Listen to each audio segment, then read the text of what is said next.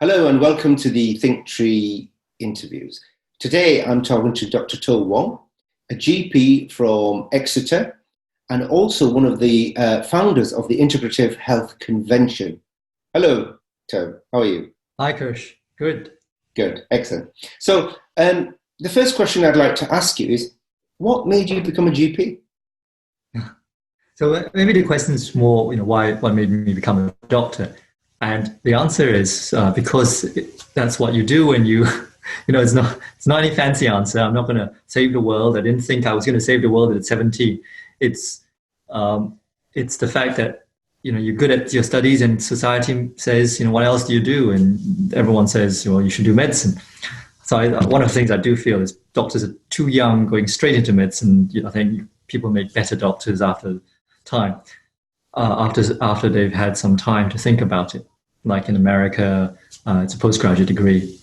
But anyway, good thing I really enjoyed it, and I found it really enjoyable. And then I soon fell into general practice, mainly because you could. I wanted to be a generalist. I wanted to do a bit of everything, and you could use general practice anywhere in the world. It's very practical. You get to have continuity of care. You get to see problems when they first arise. So it's one of those challenges that I really enjoy. Sort of just like many things, just fell into it really. Okay, so you talk about your specialism, or you decided to go into general practice. Was there anything particularly significant about general practice? No, I mean, I went into general practice quite unprepared for what it was like. Because in the old days when I trained, you didn't quite know what it was going to be like until you fell into it. So at the time, general practice, when I first trained, general practice wasn't very attractive. You would work hours, weeks on end without a break because you were the ones on call. You couldn't even live away from your practice. You had to live within your practice area. And then suddenly there was a new contract. You didn't have to work evenings and weekends. It looked like a good deal. So I fell into that. Suddenly realized at the end of it, I didn't know very much of anything. I didn't know how to manage musculoskeletal conditions, which made up about 20%, 25% of everything that we saw. Didn't know how to manage simple depression, anxiety, which makes up quite a significant number. Maybe they talk about half to half of consultations having some sort of mental health issue. Because in the hospital, you see quite severe forms. But in everyday general practice, you see quite mild forms of mood-related conditions. And so, then I went to discover these things where I had deficiencies in. I want to learn what I didn't know. I think it's like, so one of the first things I picked up was acupuncture because it was an easy course to attend. It taught me about soft tissues, and I was amazed at what, at first I thought I was quite skeptical, and I thought, I thought I'm Chinese, it'll fit nicely in what I do. And I heard about it when I was young. I thought, I can discover a bit more about it. But then it started working. It started working from conditions that conventional medicine can't treat, for people who've had pain for weeks, months, years sometimes. And they'd be, not everyone, but some of them would be better instantly. Many of them required less analgesia. I thought, what else can I learn? So then I went to do some NLP courses, which then taught me how to speak and taught me basic psychological skills. Went to learn some CBT. Tried to do as much as I could. And again, doctors work too hard. And unfortunately, I ended up with a Bell's palsy, severe Bell's palsy. So Bell's palsy is a paralysis of one side of your facial muscles of your face. And also I lost the taste on my tongue, on one side of the tongue, which who knew would affect overall taste and appreciation of food. So I never got better. So most of the time people get better. So I don't want you to think that, Bell's palsy is an awful thing. And most of the time, 95% of the time, it gets better. But unfortunately, I was in that small majority that didn't get better. Mm-hmm. And then it got worse. And well, it didn't get worse, but it didn't get better. And I was going to get a bit depressed because I couldn't move half of my face. Then I went to this NLP master practitioner course, but little did I know it was all in hypnosis. I quite like getting hypnotized, it turns out, because that's my first experience of being hypnotized, the second experience of being hypnotized. But I just poo-pooed the first one. But second time I thought, oh my God. And then suddenly, all of a sudden, it starts moving. My face starts moving. I've been to see the specialist, I had scans, and they said, tough luck. This is how you're going to be for the rest of your life. Too bad. and it didn't give me any hope. Maybe it's just poor training. I think they could have done better with their communication skills, right. But they certainly didn't give me any hope, and they didn't say many times some of it will recover. I know it's not completely recovered, but then I started to look into what else can complementary therapies do. There's this whole field that medicine has just neglected that gives people hope. And I'm not saying it's the cure, and I'm not saying I don't believe hypnosis can cure most Bell's palsy, but it did mine. And it didn't cure it, but it helped it. And that's what you're looking for. And it didn't do me any harm. There were no risks involved. Some people do talk about some risks, but for me, there was virtually no risk involved. And the benefits, just changed my life completely. And so I started to look more and more into it. And I think, so that's sort of where the direction of where my career has gone, into something called integrative health, individualized healthcare, taking into complementary therapy, because that surgery, there's nothing more effective than surgery for broken bones. If your bone's sticking out here, it needs to come back, right? And if you catch cancer early and if you can take it out, that's better than sitting around and hoping that it's going to go away. But if you combine forces, health and well-being, there's so much stuff on evidence these days on stress management, on how you feel, making your immune system better. So the new fields of psychoneuroimmunology, of neuroplasticity, of epigenetics. We know that the environment matters, and well-being is not just health and well-being is not just tablets. It's other things. It's lifestyle, nutrition, as you know. Excellent, and that's really refreshing to hear all of this. And I think anybody who's watching, our members or anybody else who's watching who's in this field of complementary health and well-being will be kind of agreeing with you, and also quite positive about what you're saying, and that's fantastic. But there is one thing that even though we know it works and it has impact, it's also about being trained properly as well. And I don't know how much you know about that, and what are our views on what's your views on people having adequate training to become, health and well-being experts or therapists or complementary therapy practitioners? What are your views on that?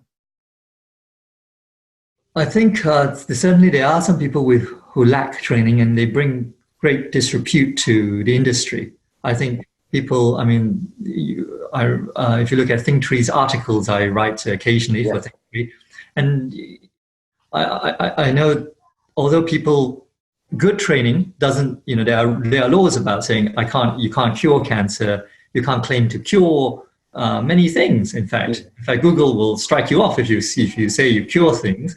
Yeah. Yet people advertise that their treatments will, have helped people with cancer, have helped people with, make it go away, give these success stories, which sort of gives people false hope, maybe. But certain things that shouldn't be there. Good training programs, I understand it. You cover all these things, and you cover the safety issues.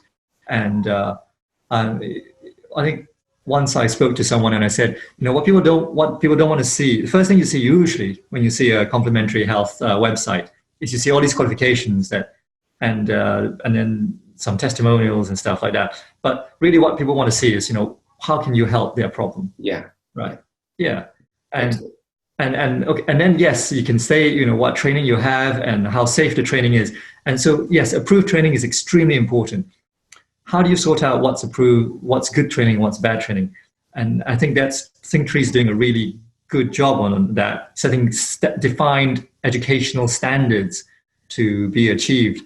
And I think more and more courses are popping up like that. I think Paul Esson's Red Flags course. Yeah, that's amazing, because it teaches people red flags and yellow flags. The red flags are a language that we use in medicine, in conventional medicine and healthcare. Physios know it, occupational therapists know it.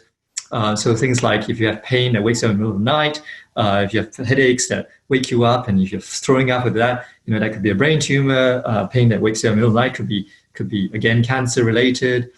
Severe unexplained weight loss, that could be cancer related. And then a lesion on your skin that's enlarging very quickly, a colored pigmented lesion that's changing, That could be cancer. Men don't look at their backs. So statistics are, men, I don't know why women can, but when men don't look at their backs, and when you often take their clothes off, you find multiple skin cancers.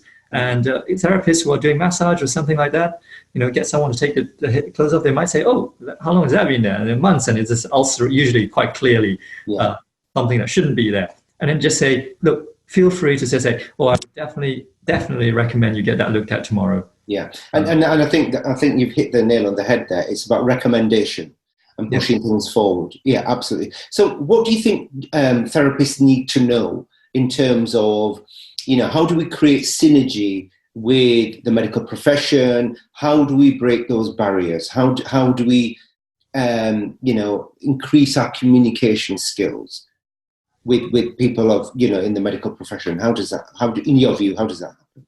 Sure. How does complementary therapy get adopted widespread? That's the question. So that's a different question. That's probably down to putting time in, getting research in. However, these days, I think what is really big in medicine these days is something called lifestyle medicine. My friends who've been conventional doctors who are consultants for 10, 20 years now, and they've all come to this conclusion now that maybe there's only so much our medicines can do. The stuff that we're giving is more and more toxic, sometimes less toxic, but still quite toxic.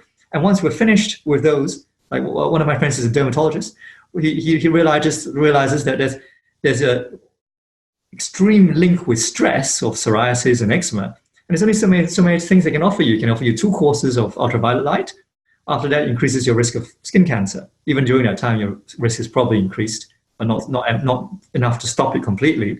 Mm-hmm. And then there's this what we call biologics. After that, there's 2 or 3 of them. You can use them a couple of times, and you can't use any more. So then he's now started to recommend people go and read self-help books. So go look for something else. You need to sort this stress out. And I think doctors now recognize that this is a huge thing. Sort the stress out, eat better. Rangan Chatterjee's talks about, creates this thing called lifestyle medicine, nutrition, sleep, your diet, your exercise. That's really important. And we know that, social context, how you think, your mood, all matters, and all matters to health. And so that's probably where communicating with doctors on that front, on using stress management, because right now, individual complementary therapies have no great robust evidence yet, right? Other than acupuncture, even then, the evidence is not as robust as it could be. That's probably the most well-researched complementary therapy there is out there. Okay. But there is, as you've rightly said, there are lots of therapists who are getting lots of different results. And I mean, even going back to your story of when you did NLP and you had the Bell's palsy and how it changed you, and things like that are very, very precious. We know that things can have an effect and do have an effect. So the whole mindfulness thing, the whole health and well-being, mental, physical and emotional health is essential. And actually that's a responsibility that each and every one of us can take on and help ourselves. I guess it's about the guidance of where to go, because we don't know what we don't know. So this is where I guess the complementary therapist, the healthcare, the professional health and well-being professional can guide others to look, and that's certainly what we're trying to encourage with ThinkTree as well. So this synergy with the medical profession and the health and well-being profession, how does this help the industry? Where do you think that's going? Well, I think I did a talk for ThinkTree about getting referrals from GPs. So if you listen to that talk, they'll explain about how to speak to doctors about it. Where is this synergy going? Eventually, when doctors are aware about complementary therapies and and they realize, like I have realized over time, the complementary therapists, there's this whole field of complementary therapy out there, of different types of complementary therapy, which people are keen on. I've heard about, like almost every doctor has heard about massage, or anyone or yoga. Less so things like, Ayurveda, but that's taking off in this country. Less so things like Bowen, but people are getting more aware of it. And there's so many different types, right? But what we do know is many of these things are harmless and can relieve stress and do work for some people. Doctors don't like to admit it, but it's this thing called the placebo effect. Everyone understands it. Mm-hmm. Everyone understands it, but it's self-healing. It's your body has the capacity to heal. Whether you know that you're taking something that's not effective, even if you know that something's not effective, maybe it's just the personal contact. And we're talking about 20 to 30%, in almost every trial, which is 1 in 5 chance. I take it when, I take a miracle, 5. I think that's good odds. If someone said I had a 20% chance of investing in the stock market, that's a no-brainer. Yeah. Right. But so I think eventually doctors and therapists should work hand in hand together. So doctors shouldn't feel afraid to recommend to therapists, and therapists shouldn't feel afraid to say, go and see your doctor, and then they can work together that way. Excellent. And if a therapist, a practitioner, wanted to go and do some research or read about any trials, any particular websites or any particular places that you might recommend that they might go? So the medical profession has to look at 2 places, really. NICE guidance, so National Institute of Clinical Excellence, and you look for NICE guidelines on complementary therapy. And there's very little, unfortunately, out there. So you'll have to look on, you can just Google evidence for whatever your complementary therapy is, and then you're looking for systematic reviews and meta-analyses. And those are the things we look for. There aren't many systematic reviews and meta-analyses. Currently, there's only NICE guidance there's some for acupuncture for headaches, currently NICE guidance for IBS, hypnosis for IBS. There's very little else. And then the other place is the Cochrane reviews.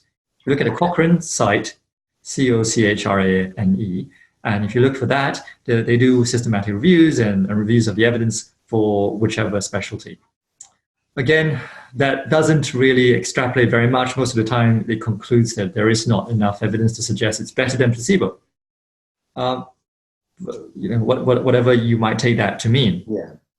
But at least it's a start. So I mean, it's really refreshing talking to you about all of this and the fact that you're looking at this very, very positively.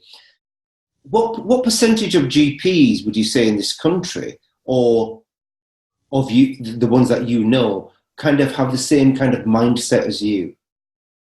Well, medicine's is difficult. Integrative health, like I said, taking into account complementary, individualized healthcare, complementary, medical, psychological, social. I think people are now with this year having this thing called social prescribing put in has changed the views of a lot of people. So medical professions probably not that keen still on recommending complementary therapies because they don't know anything about them.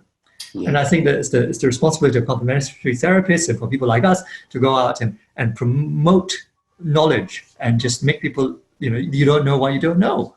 And so they can't recommend what they don't know. So they don't know that the harms, they don't know the benefits, they don't know the successes, they don't know the failures. And if you tell them these things and people go, well, actually, it's the same as us, we don't get it right all the time, but sometimes we do. And if it doesn't do any harm, and I think many doctors are practical, certainly many GPs are extremely practical. If it doesn't do any harm, why not do that? Why not? Yeah. And that's really interesting because last year, as I started, you were one of the founders of the Integrative Health Convention. And last year in October was the first one that you put on, and I was there, and it was fantastic. It was really good to see so many people mixing together. There were GPs, consultants, there was a different array of speakers, and you're doing that again for the second time this year. So tell us a little bit about the Integrative Health Convention and how we might get therapists or others to come and join and to be part of this. So one of the things I'm very passionate about is getting doctors, like I said, to know that what is out there for people. And getting therapists and doctors talking to each other. And that's certainly what we achieved last year. We had almost like a half mix of complementary therapists and doctors coming in. And I think what was very surprising was complementary therapists to see the doctors there. And the doctors quite surprised to see complementary therapists there. And, and starting to realize that actually we're there for the same thing. We're there to help people. We're keen on learning lots of different ways to help people. I think doctors less so keen on learning different ways. But those who attended the conference certainly, opened up their eyes and said this, and they were saying things like, why didn't anyone teach us about this? Right. Why didn't anyone say that this was out there? They said, oh, but how are you regulated? And then someone from, and one of the regulatory bodies said, oh, we're here to regulate them. And they go, oh, so there is a training scheme and there is a regulation for these people. And they are under people who keep them in check. And they're like, actually, it's much like us. And so this is what we're passionate about. Getting so what we had and what we will have this year on the 5th or 6th of October is 2 days where you have over 30 speakers. This time we're getting our keynote speakers, Dr. Michael Dixon, is the chair of the College of Medicine, who really, they were the pioneers of this thing called social prescribing, which is now national policy, which takes into account. So basically, social prescribing is if you're lonely, if you don't have, and you can be lonely, even if you're living with people, you can be lonely. Yes. Even if you have lots of people around you, you can. But if you're lonely, then you're more unwell. But if you start doing activities with other people, and you meet people who are like you and who you get on with, so then even simple things like walking groups, group yoga, exercise classes, cooking classes, you start to go out and you start to be part of the community, and that translates into better health. And we're very fortunate in Exeter. We've had it for 3 years probably, and everyone I've spoken to, they go, well, actually, it's taken away the people who kept coming to see us lots and lots because they didn't have any other options, and options are so important. And so these people are going to, Dr. Dixon's going to talk about that. We're going to, and everyone can attend for that. We'll have a panel of speakers at the end of the second day. And Kush, also I'd be happy if you could join us. Sure, absolutely, no problem. Yeah, and lots of leaders in complementary healthcare, from talking about topics from acupuncture to Ayurveda, hypnosis to NLP, traditional Chinese medicine, mindfulness, lots of stuff on breathing and lots of stuff on nutrition, because that's what people wanted to hear last year. This is burst of thirst for knowledge on things like that. I think what people have to know is exercise, nutrition, mindfulness, good health, and it helps to know about what therapies are out there. And last year we came across some techniques to cure PTSD and not just overcome it, and simple techniques. And this year we have something on that as well. So anyway, it's going to be really exciting. I hope everyone will attend. And it will be, and certainly when I came, and it was something very, very pioneering as far as we're concerned in the industry, because we've got our traditional exhibitions and one thing, but then to get everybody in the same room and to talk and actually to find synergy with each other, and also to find the challenges we all have. And as you rightly pointed out, GPs weren't aware, or some doctors, consultants weren't aware that we have bodies like ThinkTree who all self-regulate. So we check qualifications, we check, we have terms and conditions, we have codes of conduct, we have all of this put in place to keep people safe, not just the therapist, but also the end user, the client as well. So what's in the future for, this is going to be the second year, and long may it reign, and we're hoping to get bigger and better with a lot more happening, maybe even on a global scale. But where's your future and your future within this industry? So, who knows where life will take me, but certainly integrative health has a bright future, I think. It's growing in places like America, and somewhat in Europe. Europe's always had a lot more complementary therapy in this country, actually.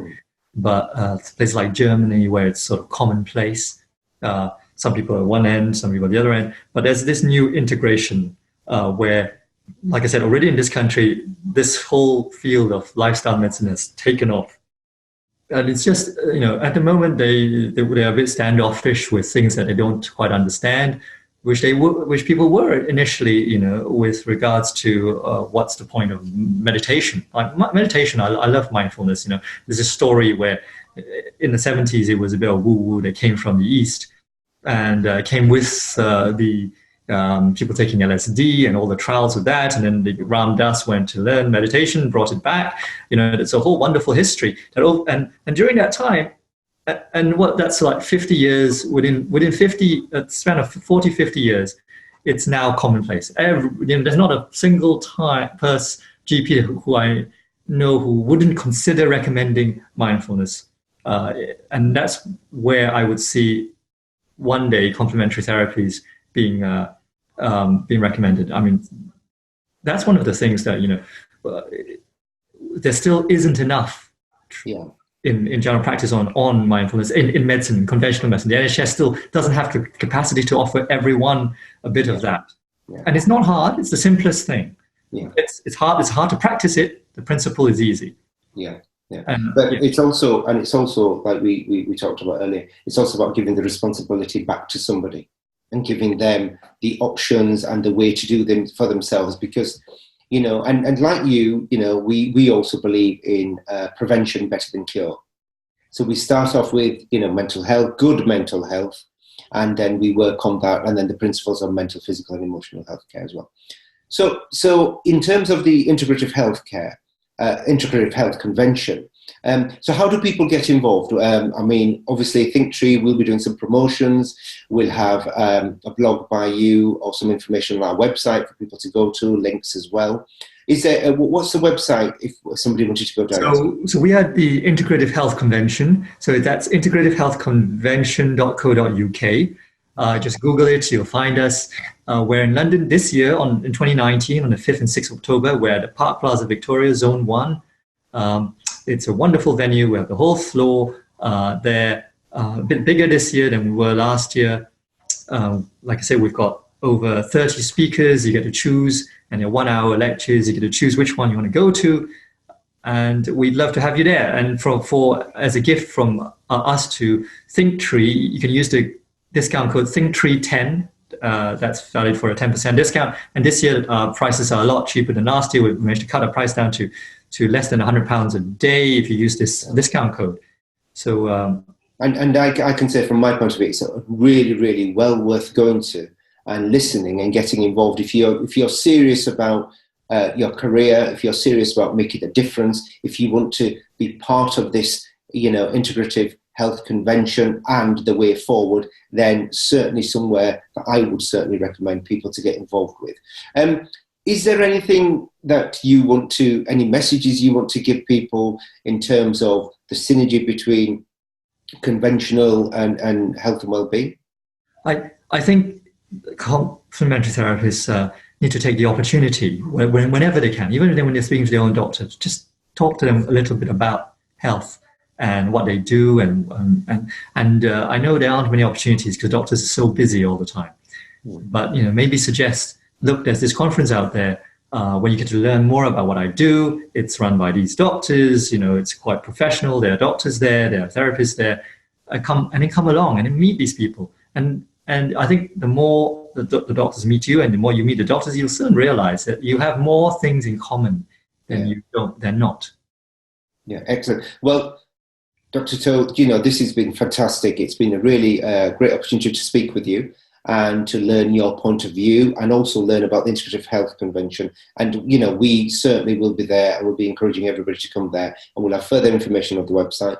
If anybody is watching, there is also another interview that's going up on our YouTube website that for a webinar that Dr. Toh Wong did for us with ThinkTree about approaching GPs and one thing or another. And we will be releasing information on our website about the tickets for the Integrative Health Convention, and also any further research, blogs, articles coming in from Dr. Toh Wong as well. So thank you very much. And we really appreciate you've taken the time and effort and finding this opportunity to bring two very, very well understood in different ways industries together, so that we can start to forge ahead and look after mental health, look after ourselves. So thank you very, very much. Thank you. Okay.